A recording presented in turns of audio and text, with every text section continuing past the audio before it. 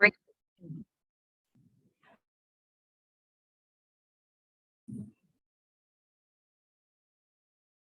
So, greetings everybody, and welcome. Good afternoon, good evening, or good morning, depending on where are you joining us from.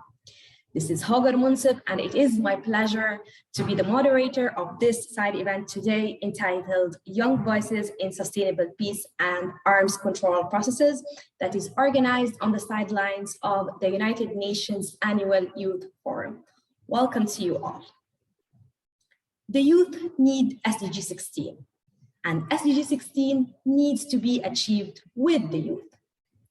For young people to have an influence on their societies and on their future, they need an enabling environment with peace, justice, and inclusion. However, they are often faced by conflict, injustice, and inclusion. And let me tell you that 1 out of 4 young people lived in areas affected by armed conflict or organized violence in 2016.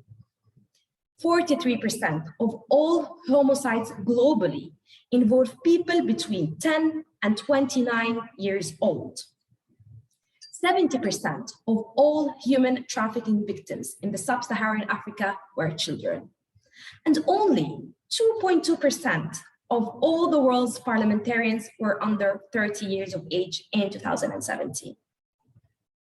When young people experience violence, discrimination, and limited political inclusion, they can lose trust in the governance systems that are supposed to protect and support them.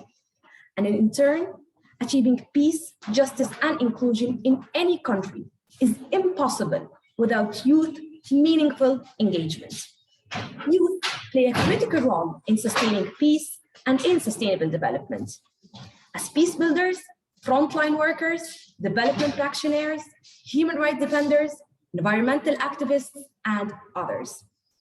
Young people bring to the forefront the major issues of their communities and countries, and their engagement often serves as the connecting tissue between the diverse peace efforts.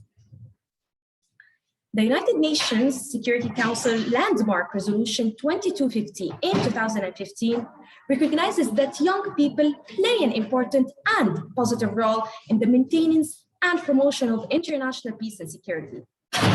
This was followed by the second resolution on youth, peace and security, 2419 in 2018 and 2535 in 2020. And as highlighted in the progress study, The Missing Piece, many young men and women want to and already do contribute to social cohesion through building peace from the most local levels in their families and communities through national, regional, and international levels. They are working across different kinds of conflict and with different types of violence, including violent crime, gender-based violence, political violence, and terrorism. They are expanding their reach through innovative partnerships with local governments, civil society, civic and women's organizations, and building regional and global network. The youth is opening new pathways and spaces through arts, culture, sports, and especially through the creative occupation of cyberspace and social media and the development of new technologies. Finally, young people continue to contribute to meaningful change through their peaceful protests, seeking justice, challenging corruption, demanding freedom of movement and expression, and protesting against gun violence. And that's why we are here today. I'm super excited to listen from the young leaders from different parts of the world about their experiences and stories in the fields of peace building and arms control. So allow me to welcome the perfect panel for today. Today, we do have Elena. She's the gender focal point and the UN representative of the Center to Global Non-Killing. We do have Miranda. She's the co-president of the Peace Building Initiative. We do have Adrienne. She's the general director of the International Peace Youth Group Australia branch. And last but not least, we do have Alex. He's the international coordinator of the Global Coalition for the Limitation of Armaments.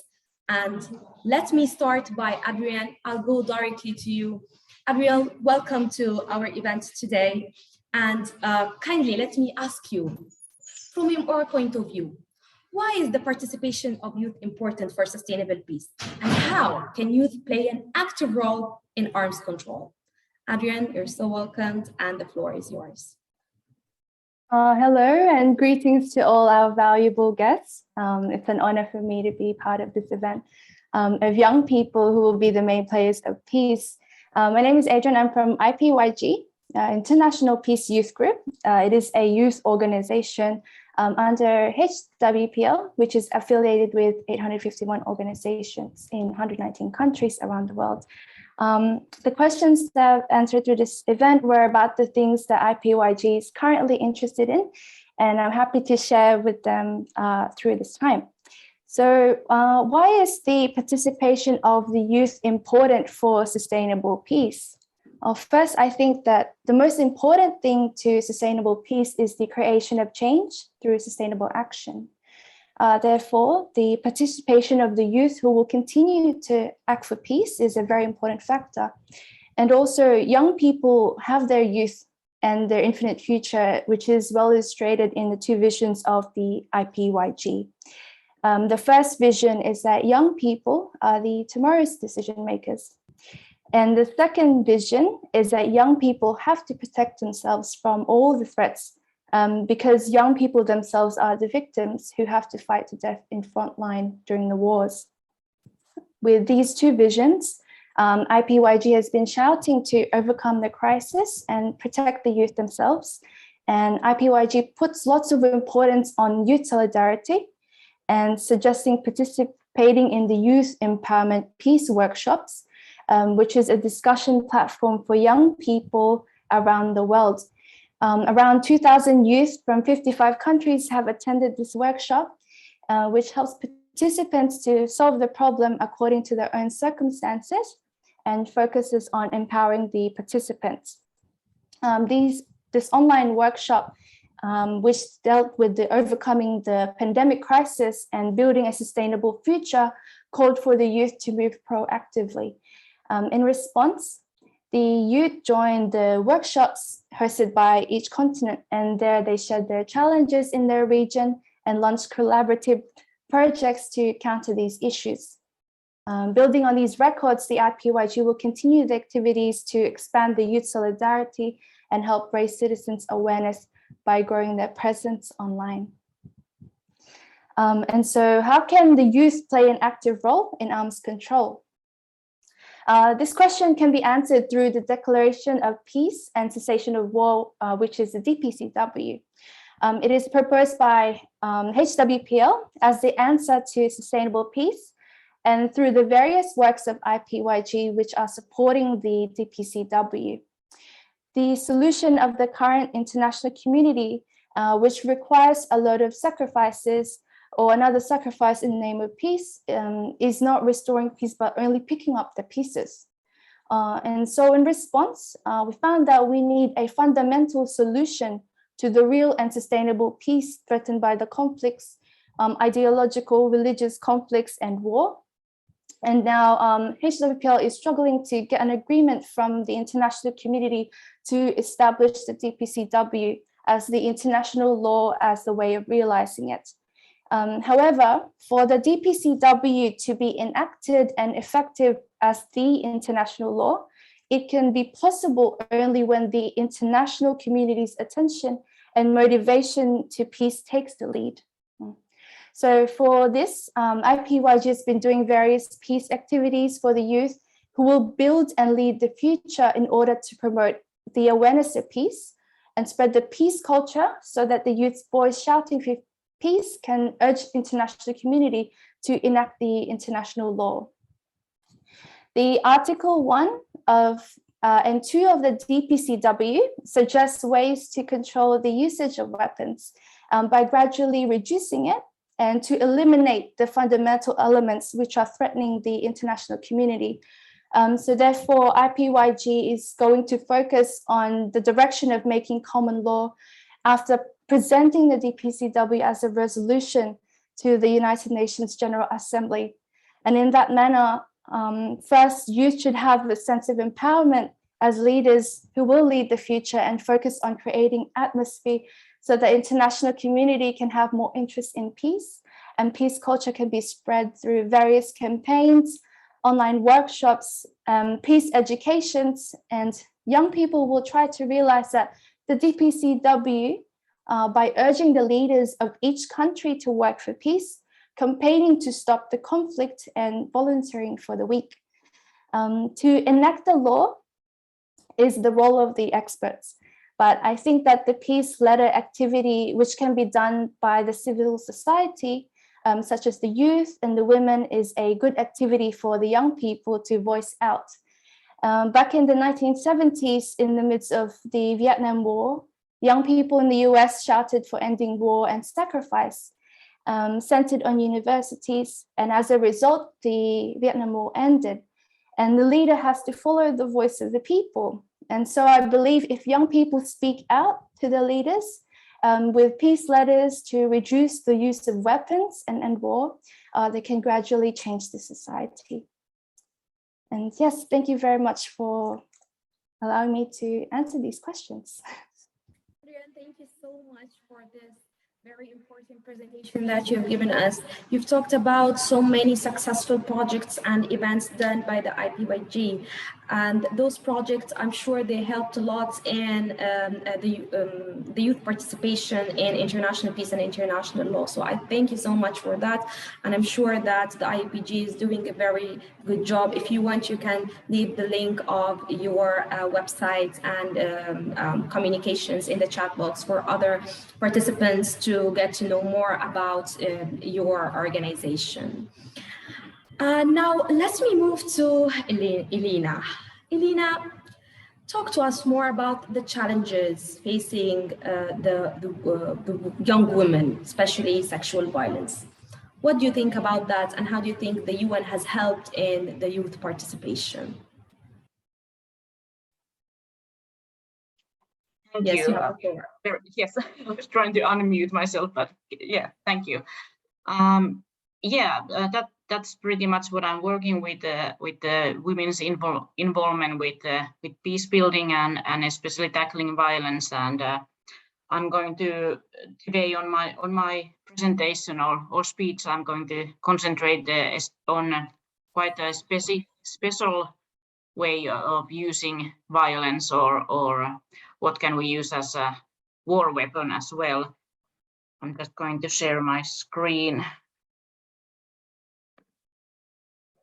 Let's see.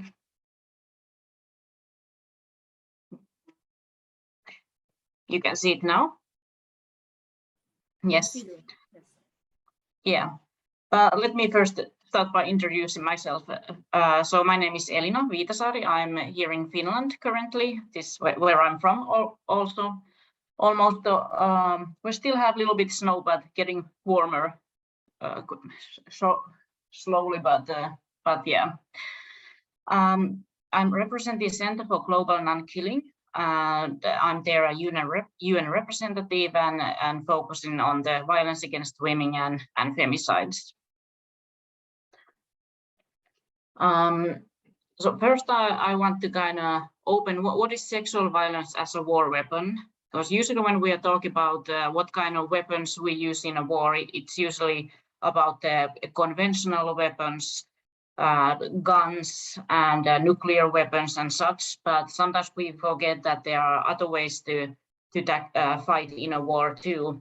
And especially I feel that it's very important to talk about the sexual violence because it's very gendered problem.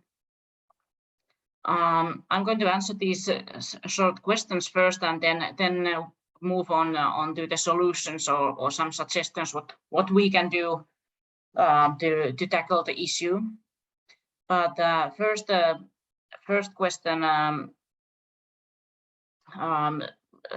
I want to kind of go through the terminology that what is a sexual violence as a war weapon, because there is not actual term for that. But it usually it's a violence that happens during a conflict or war, and it's either directly or indirectly linked to the conflict. And the link can be seen in the profile of the perpetrator. It can be maybe a soldier, or the link can be seen in the victim. the victim is usually woman or a girl, but also it can be towards men and boys. Sometimes it can be something about the political or ethnic or religious group that the woman belongs to, and that's why the person is targeted. Usually when sexual violence is used as a war weapon, there's an atmosphere of impunity, so there's no accountability for this kind of violence and crimes. And then, like I said, not all the weapons are conventional, and usually when we talk about weapons, so it can be sword or rifle or something like that.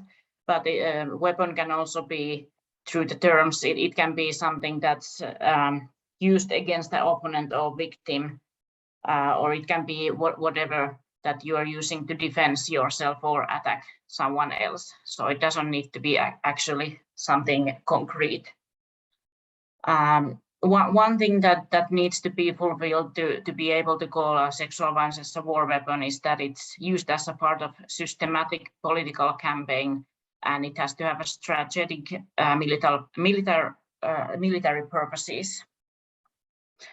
And yeah, then shortly, what is sexual violence or conflict-related sexual violence? How does it differ from the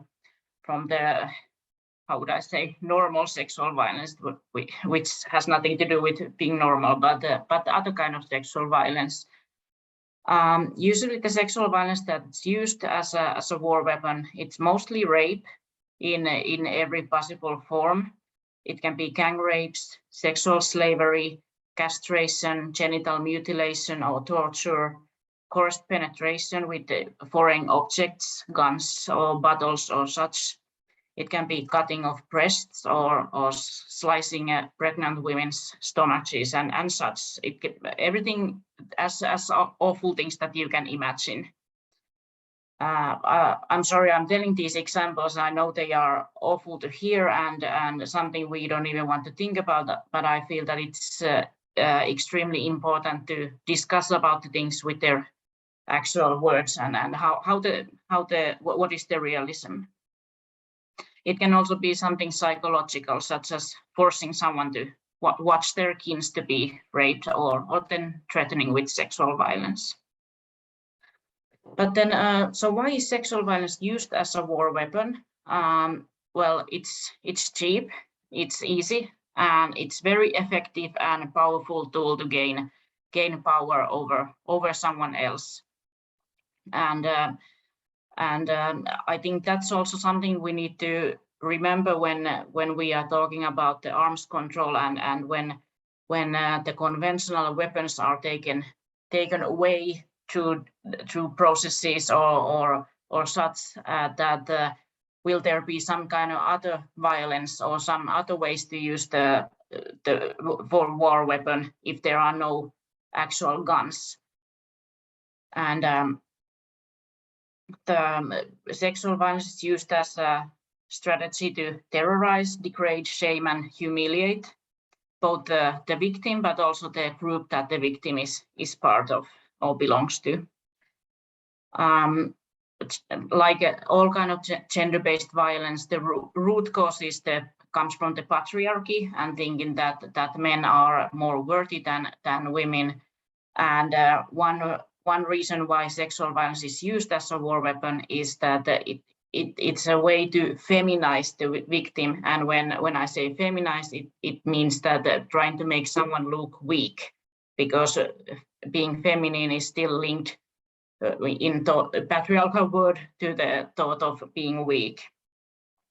But also, like I said, it's very effective because it's not something that happens one day and it would be over on the next day, but it has very long-term causes, sometimes for the rest of your life, both the psychological, but also physical and social consequences, and not only on the victim, but for the whole victim's family and in the end for the whole society. So it's very brutal way to have a war. Then last question is, how can we end and prevent the use of sexual violence as a war weapon? I think that's the main question that I wanted today. I'm not sure if I can give the actual answers, but something that I want us to start thinking, that how can we, or what can I do personally to tackle the issue? I'm going to give for the ideas some basis for it.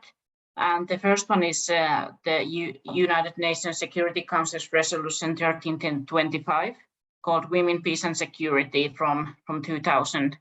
And this was a very important resolution, because it was kind of the first making women seen more as an active role in peace building, instead of just victim or bystanders, but giving the equal participation and full involvement in all the promotion and maintenance of peace and security, or at least it's aiming for that. Of course, we haven't reached these goals in any countries, but at least it's on the paper, and that's the most important first task.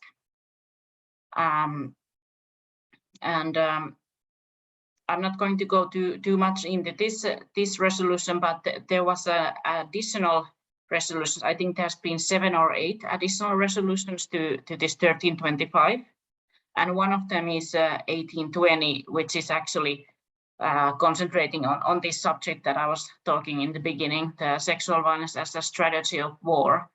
And from there I've taken few points that I find maybe the most important, or giving kind of the ways how we can tackle the issue.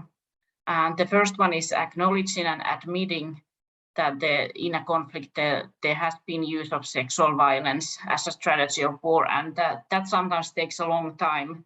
Now we all know what's happening in Ukraine, and there will be very concrete evidence that it is happening there, sexual violence as a war weapon. But of course, it hasn't acknowledged or admitted by Russia.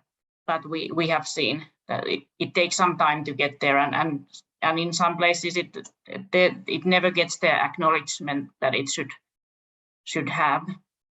Then like 1325, it's aiming for the equal participation, that women are also heard when we are making the strategies to work against the sexual violence and in any kind of decision making. Then about this accountability, which I find very important in when we are talking about sexual violence, that also those who are using it in conflict settings, but also those higher generals or decision makers that have been allowing sexual violence to happen, that they should get they should be prosecuted and having the consequences. Also to show other world that what is right and what is wrong. It also helps the victims to go forward.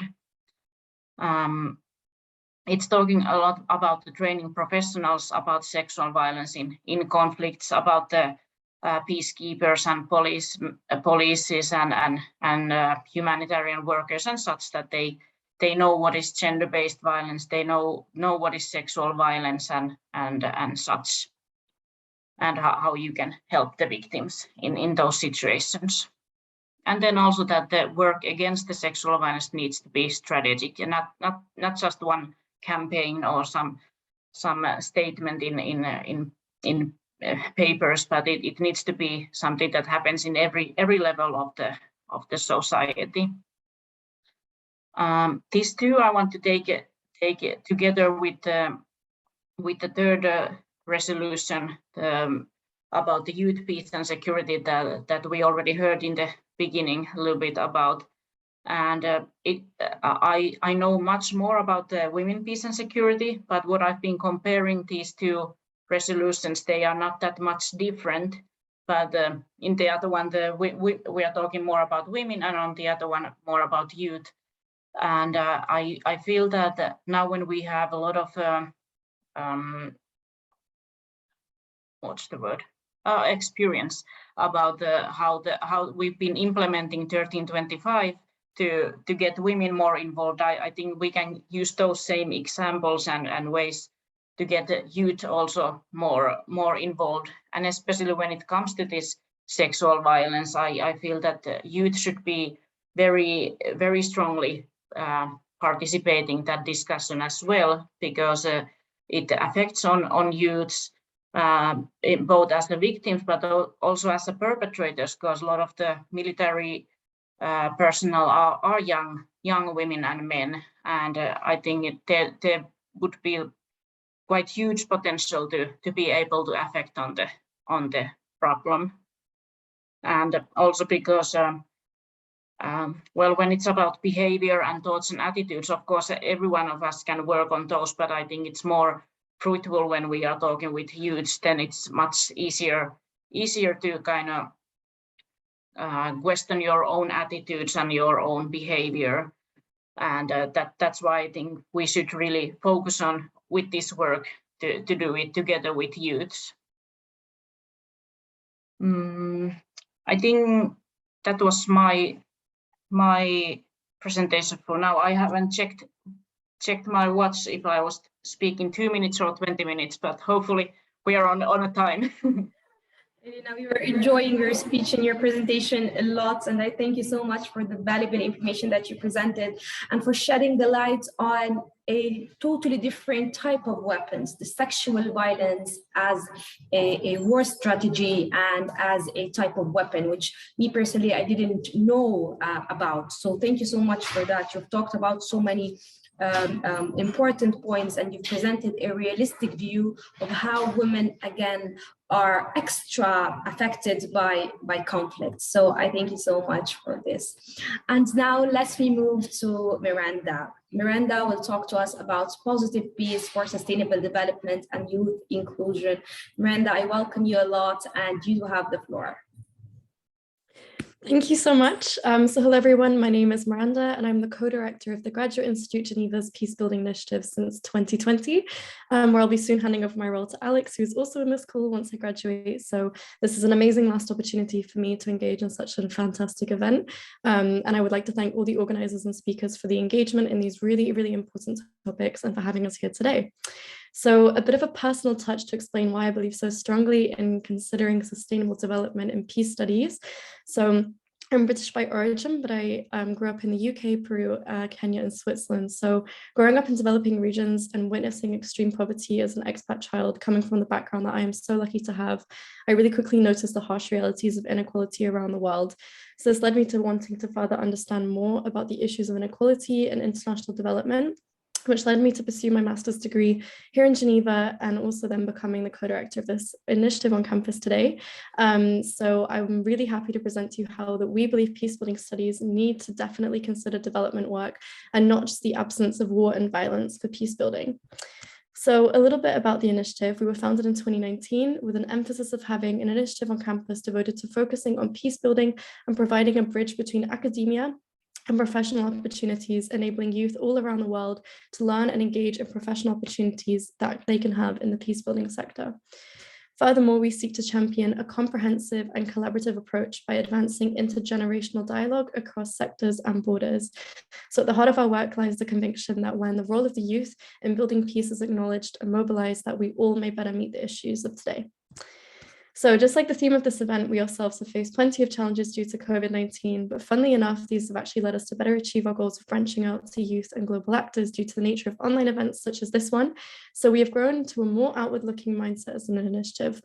And on this nature, it brings us to events such as this, where we'd like to present our twist on this session's theme by discussing a rather sometimes sadly overlooked topic in peace building, focusing more on positive peace, rather than just the absence of war and violence to create peace.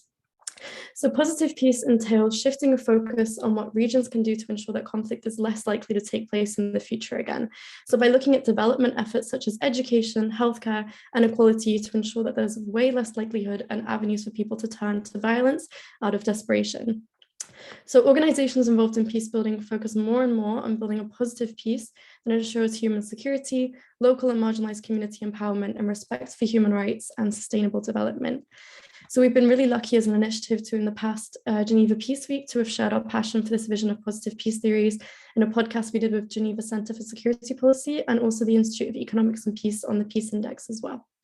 Furthermore, we've produced our own podcast on a wide array of topics breaking out of the status quo ideals of peace building, such as the role of race, labor, and third-party mediation, which you can find on our Spotify called Peace in a Pod.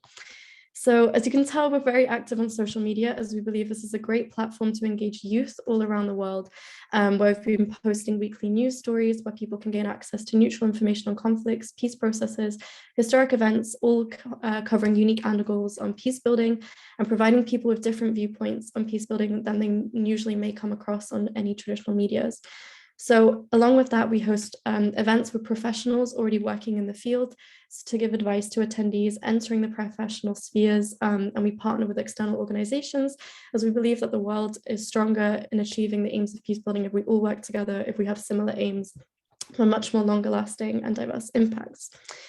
So this leads me onto the keyword sustainability in this conference and some reflections and recommendations that we have regarding the role of youth in peace building processes. So first off, some challenges we believe youth may face is agency and disenfranchisement. So many times young people don't know where to start or how to mobilize their passions into career paths and make actual incremental change. So therefore, we've been trying to include youth into learning how to use their prior knowledge and academia or experiences that they have into actual practice through our events, information and networks that we provide. So especially for youth in regions where peace building is most vital, it can be really difficult to access projects that are focusing on peace building, often when these projects are kind of gatekept by larger global organizations with a lack of local involvement. So some issues preventing youth involvement could also be a lack of media availability to spread awareness of these projects that are already available, or a lack of means of access to transport to reach these projects, or any other responsibilities they have, such as providing them for their families, which all prevents youth from being able to get involved. Or even finally, a lack of willpower from these large organizations to involve local young people in their peace building processes and their projects. So this is why a key part of positive peace thinking is to spread activity to local focuses, meaning an emphasis needs to be made on encouraging peace building practices to be done more locally and more centralized rather than decentralized and globally. So this ensures access to people in the area who are the ones mostly affected by the conflict, and also involves youth, because youth are the future anyway, and the ones to lead generations into more sustainable practices. So this enables youth to be a force in defining their own futures. So also how COVID-19, this is another question of the conference, may have played a role in light of positive peace development, could be that local lockdowns and a shift of focus away from developmental work that has already been ongoing because of the crisis has been put to a halt, instead of uplifting youth to be involved in peace processes. And the challenge now is to rebuild back, however, perhaps locally, so where development projects may beforehand have to have been paused because of COVID. Another really large recommendation we have for building positive peace and youth involvement in positive peace is the focus on education. So this is something we briefly discussed on our Peace News segment, looking at an example of a Sri Lankan school, but we're really passionate to discuss the role of education and peace building further. So people are really heavily influenced by their environments, and one of the places I'm sure we can all agree that we have been shaped by as a people is our schooling. So schools are the first entryway to teach guiding principles to children and affect the ways that youth decide to define themselves and the way that they lead their lives. Schools are the environment for youth not only to develop knowledge, but foremost to develop their critical thinking skills to become more active, responsible, open-minded members of a strong, prosperous, and peaceful society. Schools have the means of encouraging students to foster bonds to society as a whole and prevent alienation and violence. And it is crucial to see schools and education as drivers for change and for attaining positive peace. So some recommendations we have for education in light of positive peace include improving school curriculums for building peace, but also ensuring equal educational opportunities and attainment for children who are disproportionately affected by armed conflicts or live in conflict-prone or post-conflict societies. Addressing misunderstandings and intolerance in schools identified as a central driver of conflict by encouraging understanding, tolerance, and critical thinking. So developing and encouraging programs training teachers on how to create a culture of peace within schools and an emphasis on including the complexity of addressing societal and educational inequalities in the local context, which can be one of the root causes of conflict. Also, teaching media literacy and critical thinking is vital as well. So these are the skills that allow people to access, critically evaluate, and understand the messages being sent across various media outlets. So media literacy skills can prevent manipulation through media and develop our own views. And the ultimate goal is to enable students to be the agents of positive change in their communities. So finally, a holistic approach is really essential in education, with a need for greater focus on the psychological well-being of students in the aftermath of armed conflict as well. And it is essential to develop programs to provide psychological aid to children for society to heal and for peace to be more sustainable. So overall, our main reflections on how youth are the key tools for providing sustainable futures and peace building need to be included in every step of the way through localized efforts of positive peace and development work, ensuring that vital aspects of the society, such as education, are good pathways to ensure that regions are less likely to have conflict and violence once other stable factors of society are already set in place. Areas of solid development and equality are much less likely to have issues of violence, and therefore we need to focus on building up stable regions rather than only tearing down and stopping wars for a more sustainable future. So thank you very much for listening, and we'd love to hear and connect with your ideas. So please don't hesitate to reach out to us. Miranda, thank you so much for those details that you presented, and it appears that today we would be presenting some unique expressions throughout the event. After Eliana stated the sexual violence as a weapon, Miranda, you have stated the positive peace building, which is a very, very crucial expression for sustaining the peace. You have presented so many successful examples about your projects and your activities and the initiative, and you shared with us your background, which is, I'm sure, is a motivation for all the youth attending with us today. So thank you so much for this. And now let me move to Alex. Alex, you're so welcomed with us today, and you may have the floor to talk to us about your successful experiences and your story. And I know that you are very active and you do have lots of activities and lots of successful stories. So welcome, and you have the floor. Thank you, Hagar. I would first like to thank Maat for Peace, Development and Human Rights, who is the head of the technical support of the Global Coalition for Limitation of Armaments, for the opportunity to talk in this event, and as its international coordinator. I have been involved with Maat in the past, attending the 9th conference to review Biological Weapons Convention in Geneva, as well as the Conference on Explosive Weapons in Populated Areas. The constant efforts of Maat for peace building and arms control motivated me to speak today. I also want to thank Miranda and the Peace Building Initiative, who introduced me to the multiple efforts of peace building and to its various contributions to peace building on local levels and on the development it can bring forth.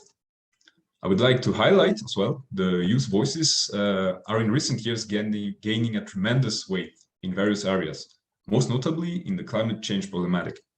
With the ongoing war in Ukraine, youth voices are heard louder and clearer and involved in more domains than ever before. So this side event on sustainable peace and arms control is a strong testament to that. So my name is Alexander Babutsidze, a Swiss citizen from Georgian origin. I've experienced from afar the conflict in Georgia in 2008, in South Ossetia and Abkhazia to be more precise. Witnessing the dangers of war and conflicts motivated me to study first law in my undergrad, but that wasn't enough. So after serving my mandatory military service here in Switzerland, I served as a team leader of military observers in Kosovo for a year. From there, I've had daily contacts with local population, where I learned various issues and problematics of the local population. Through the multiple contacts I had with the population, mainly in Prizren, for example, a city in the south of Kosovo, I met an NGO who is called THY, T-H-Y, who aims to channel the energies of young people, especially college students, encouraging tolerance, understanding among youth, and promoting cooperation, exchange, and integration with European young people through involvement, for example, in decision-making.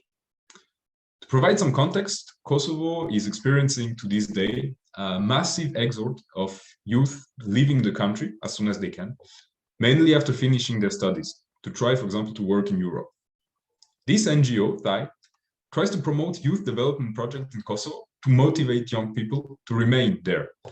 And just as this NGO is doing in Prizren, it is important to remember that youth development and the inclusion of youth in important negotiations is the first step in successful peace building. To continue with my experiences after returning to Switzerland after Kosovo, I started a Master in International Affairs at the Geneva Graduate Institute, where I joined the Peace Building Initiative. And being an outreach member of Peace Building, initiative, sorry, it allowed me to organize and lead a conference in Geneva on unarmed civilian protection, where members of, for example, the DC Peace Team, Peace Brigades International, or Nonviolent Peace Force shared the experience in protection of civilians without the use of arms. So this unarmed civilian protection, or UCP, aims at preventing or reducing violence, providing direct physical protection to civilians, and strengthening, building, or even maintaining local peace infrastructures and institutions. Ultimately, their aim is to create a safer environment for civilians, allowing them to solve their own problems and conflicts without the need of armed intervention. Their methods involve proactive engagement, monitoring, relationship building, physical presence, visibility, and rely on strong community acceptance. Let me give you an example now. Nonviolent Peace Force have successfully used 70-year-old women, retired women, dressed in a high visibility yellow jacket to calm down riots. If I'm not mistaken, I think it was the Black Lives Matter riots in the US. So this method proved factually that there was no necessary need for armed policemen, for example, to defuse a tense situation. There are other ways to achieve peace, and that teaching should be guiding us to alternate ways to settle disputes. My involvement with Peace Building Initiative allowed me to discover Maat, with whom I'm now working as international coordinator of the Global Coalition for Limitation of Armaments, or GCLA.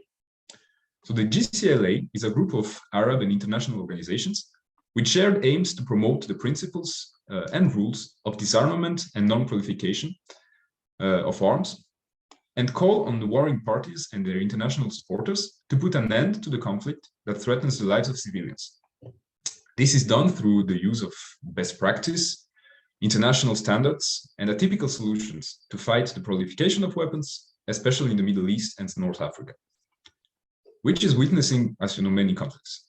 Given the great risk of misuse of these weapons to commit serious violation of international humanitarian law, as well as international human rights law, the efforts and vision of the founders of the coalition have met on common agenda based on the fact that awareness of disarmament has become a pressing necessity in order to reduce the illicit arms trade or the misuse of weapons, to inculcate a culture of peace and security, and to promote pluralism and dialogue. The vision of the GCLA is to live in a peaceful, weapons-free world where people can thrive and grow. This end can only be met through international partnerships between all stakeholders within the framework of the application of international law. In its mission, the coalition seeks to fight against the proliferation of weapons and stop engulfing flow of all kinds of weapons, thus creating a safe and secure environment for all through disarmament, education, and working closely with the United Nations Office in Disarmament Affairs. So in the light of objectives of the coalition, I would like to express some recommendations. So first, youth voices become increasingly important in international negotiations. It is primordial to build youth capacities and integrate them more in disarmament issues. This can be achieved by establishing more forums and dialogue platforms, just like the one we are currently in, as well as enhancing the communication with UN bodies on disarmament affairs and policymakers around the world. Secondly, rules on disarmament and non-proliferation of arms are still weak.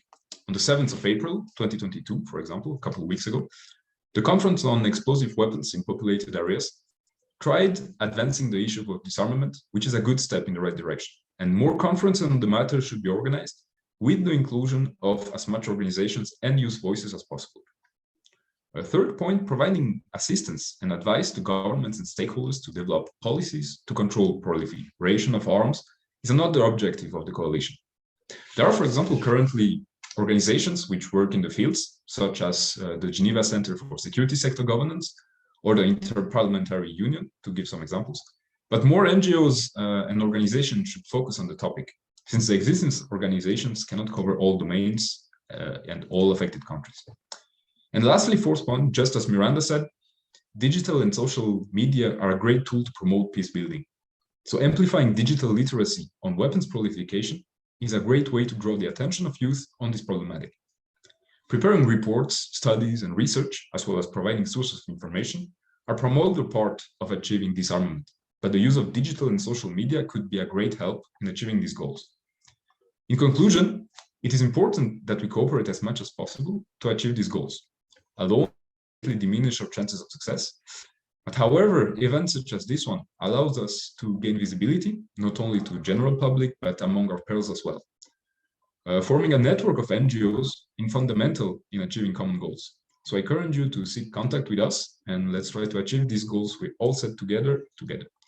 Thank you. Thank you so much, Alex, for this very motivational speech. You have talked about so many points about your background, your study, and how did you succeed in being you today. So I thank you so much for that. You've also presented the work of the GCLA, which is, from my own point of view, is one of the top coalitions facing arms control right now. And it has to be include actually a huge number of organizations and individuals also. You've also presented a wide range of NGOs work on similar topics that we're talking about today, which is an opportunity for all the participants to join any of those organizations. I remind you again to put the link of the GCLA if you didn't in the chat box, so that all participants can join and can know more about the coalition for this arms control.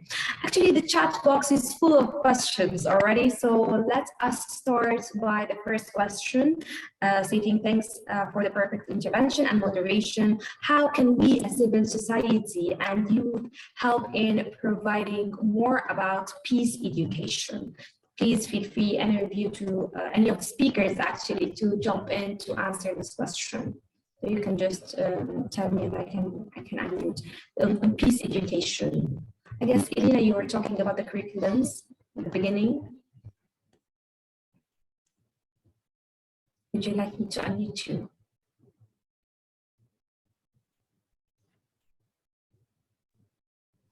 Sorry about that. I didn't have the the option to unmute. But yes, I would like to talk about it. So our DPCW, actually part of it, there is peace education. And peace education is actually a free education that focuses on building the values within the youth, within the person. And so with this question, actually, we do hold peace education training for teachers to become educators. And so if the civil society or anyone actually is interested in this, please feel free to contact us. Yeah. Thank you. Thank you so much for this and for opening new opportunities for all our participants today. If we would like, we can move to the second question. How armed conflicts affect the path of SDG 5, especially on armed conflict zones? And I have another one about your activities about nuclear weapons. I guess this question two of our speakers can answer. Elena, would you like to answer the question for SDG 5? Because you talked about the sexual violence and the violations against women. And then Alexander, you may talk, I guess, the question about the activities of nuclear weapons.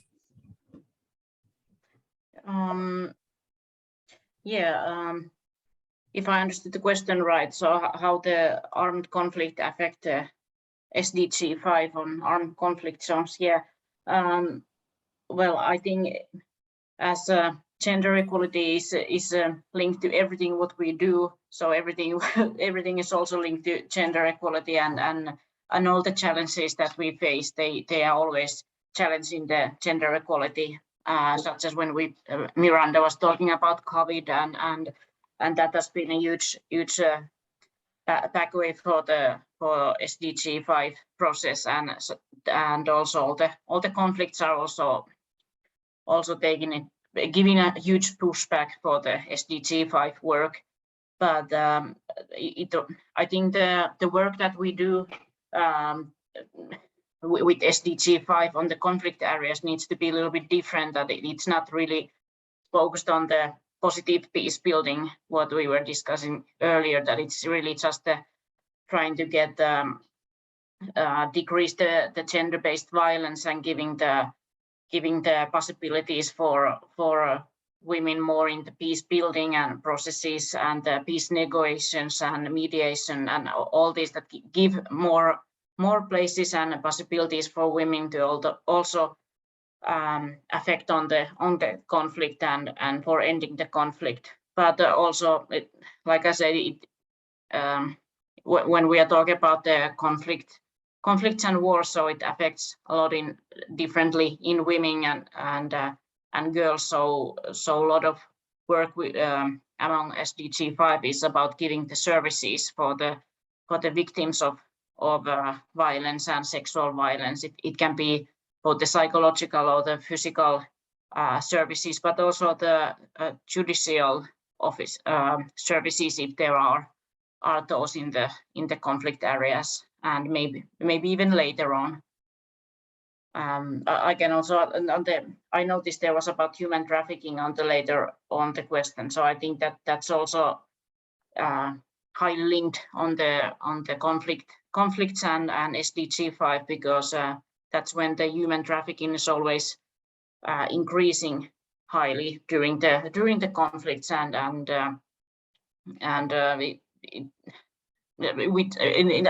every kind of gender-based violence is increasing during the conflicts, and I think that just means that then we would need to do even more that kind of work.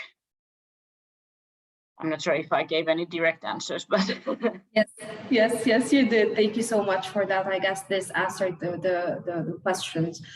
Alex, would you like to tell us more about your activities about nuclear weapons? Yes. So before jumping on nuclear weapons, I just want to highlight during the 9th conference on biological weapons convention, it was a very important topic that was brought up for now on biological weapons. Many countries were reproaching Russia, for example, for disrespecting all issues regarding the biological weapons convention. And on top of that, there was a rising fear and uncertainty of the use of any nuclear weapons or limiting even with the forbidden biological weapons. So this was an important issue that was raised during the 9th review session of the Biological Weapons Convention. In the UN, it was 2 weeks ago. Now, in terms of Maat for Peace, Development and Human Rights, I'm sure Hagar can explain it way better than I do. But Maat is organizing workshops for youth and all the youth, for example. And in 2021, in August, for example, a workshop was organized, educating youth about curbing the spread of nuclear weapons. So in terms of education of youth, this is an important topic that's been brought forward. But then in terms of the coalition, trying to limit the spread of nuclear weapons, that is included in terms of trying to limit the spread of weapons in general, but the nuclear part is still in discussion in the UN, and it's included in the spread of the weapons, but I don't know exactly if there is any particular areas affected by it. So if you want any more compliment on involvement of Maat directly, then you can ask Hagar. I think it's way more competent than I am. Thank you. Thank you, Alex. Thank you so much. And I'll be available, of course, to answer any question about Maat activities. I'm just trying to stick to my role as a moderator today, but I'll be happy to answer any questions about Maat, of course. So we do have a comment and a question stating that, yes, I agree that the use of digital and social media tools would help in promoting of peace building, but are there ways these tools can be checked? Because some of these tools could be manipulated or used as an instrument of propaganda. So this question is by Habib. Who would like to answer this important question? Please jump in.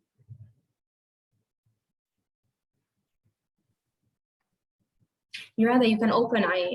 You can open. Sorry, I didn't realize. Yeah, so this is a very important point. I think just as many of the advantages that social media brings, I think it brings just as many disadvantages as well. So misinformation spreading, online violence, hacking, it has a multitude of issues. I can't speak for the actual technological ways of how it can be monitored, but I think something that I mentioned before about how if you teach media literacy for children in education especially, then it's a really good way of being able to weed through the information that is not trustworthy or is incorrect. So I think more and more we'll know that social media is a part of life. It's always going to be there now. Technology is going to be with us every day and we are completely dependent on it. So why is this not being taught in education systems or in curriculums right now of how to notice misinformation or notice when you're being manipulated? So I think if there's not all these checks and balances in place to stop hacking and to stop misinformation from spreading, then the best thing we can do is to make sure that we equip educational curriculums of how to teach people to really notice if something dangerous is being spread. But yeah, I completely agree with you. It's a very rapidly being used political tool for positive and negative. So very important comment. I guess we do all agree with Habib on this question. And thank you, Miranda, for answering in details this question and presenting your point of view. So we're running out of time and we have so many questions, but I would like to give each speaker again 1 round of 2 minutes each to present specific recommendations. What would you recommend in order to promote the youth role in peace building and arms control? What would you like to say? I will go one by one with the agenda that we begin with. So I'll start with Adrian. Thank you so much. So the concerted action for sustainable peace means that we have to be together as a member of the peace family across the globe. In addition, I believe that the most important element to be supported for this is creating change through continuous action. Therefore, the participation of young people who will continue to act for peace is a very important factor. In order for this big and small problems to be solved by the young people, we need a platform for cooperation of young people around the world.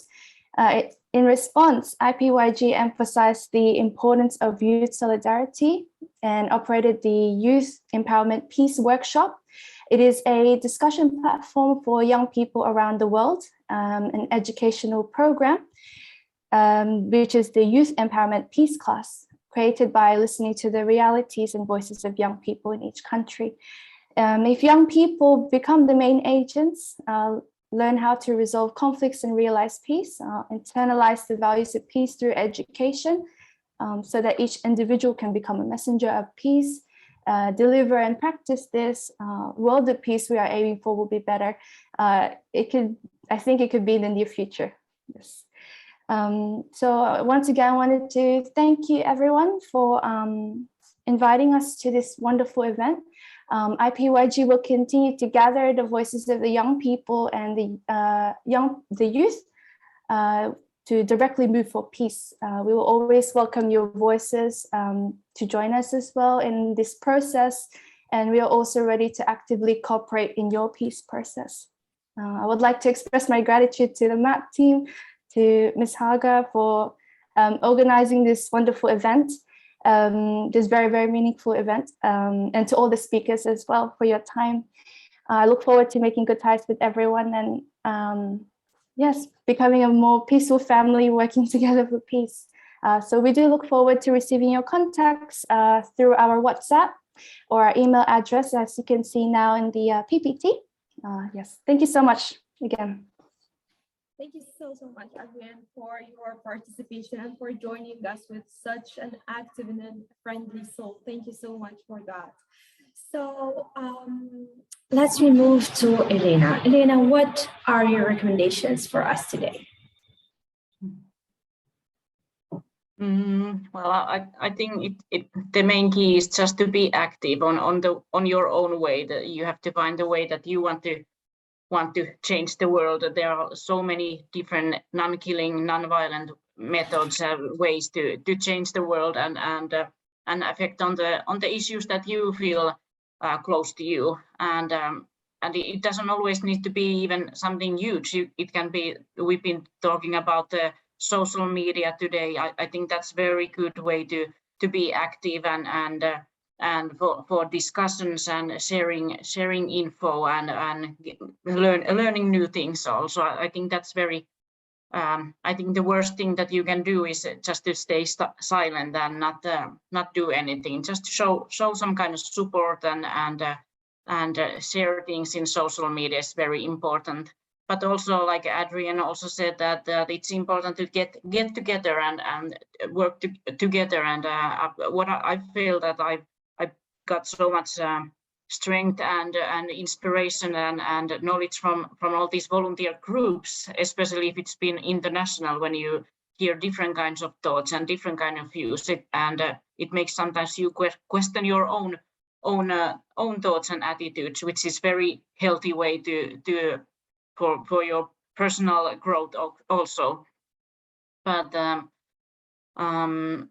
yeah, I think it's just to keep your mind open and try to question also your own attitudes and own thoughts and things that you've been learned from the society or from your parents, because it's important to be able to also change the toxic behaviors and especially when we are talking about weapons and violence and wars, we are still kind of thinking those are cool things or they are very media brings them puts them high, and in the films we see how violence is kind of romanticized and giving a more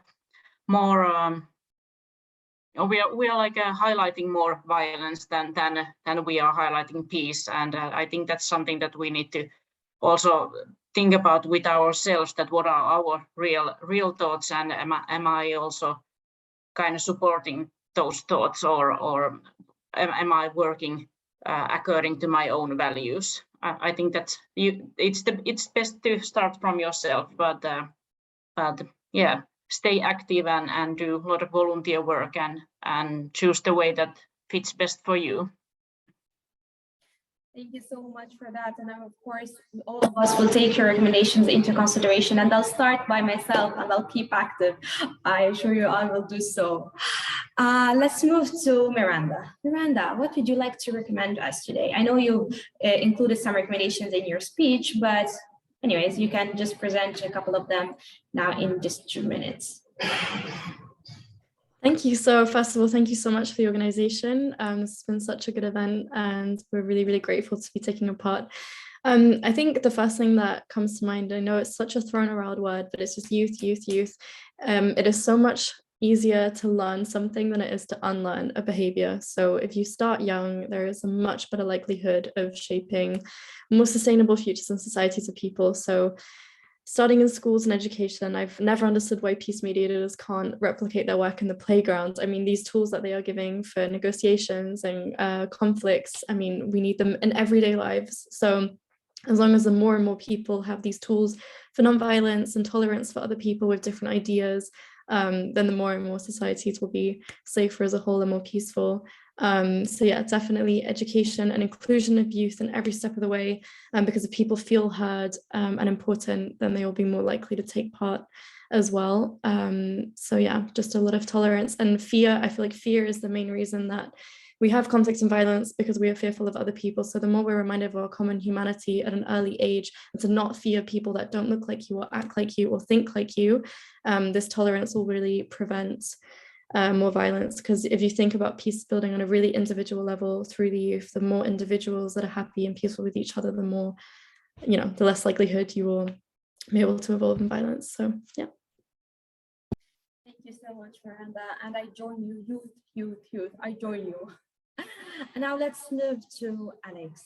Alex, tell us, what do you see? What do you like to recommend for us today? Yeah. As everyone said, thank you so much for the organization of the event.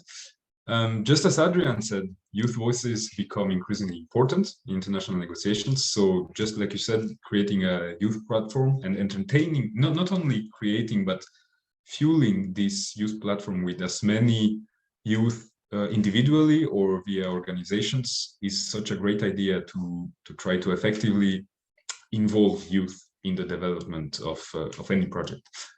Then if I can also recommend on the terms of the stronger rules in terms of disarmament or non-proliferation of arms, the involvement of youth into the peace building processes is already such a big step forward to achieve anything big enough to be effective. And once the youth are involved in these talks, and thank you so much for providing a WhatsApp group, for example. This is a great way as well for connecting way easily with the other organizations. As soon as we manage this, we can also then push to providing assistance or advice to governments or stakeholders. And this can be achieved via a strong platform, just as maybe the one you sent. And as Miranda highlighted, the use of social media can be tricky if used incorrectly or just to be mindful of social media. But the usage of social media, for example, to promote events such as this one, can be tremendous into increasing the visibility of these kind of events. So without really giving anything more than that, just want to thank you again for organizing and taking part in this event, because taking part is just as important as having the event. So thank you again. Thank you so much, and thank you all so much for this valuable participation and for the contribution and for the participants who sent the questions online. Well, this event is very close to my heart on a personal side and of course a professional side. And I guess this was reflected during the event. The event was very successful and I want to thank each and every one of you on that. And I would like to ask you all never to stop dreaming and never to stop learning. As long as you're still young, you still have the chance and you still have the opportunity. And I'll just end our event today with my favorite quote of myself: stop silencing the youth and start silencing the guns. I thank you all so much one more time, and I wish you all a great evening. Thank you.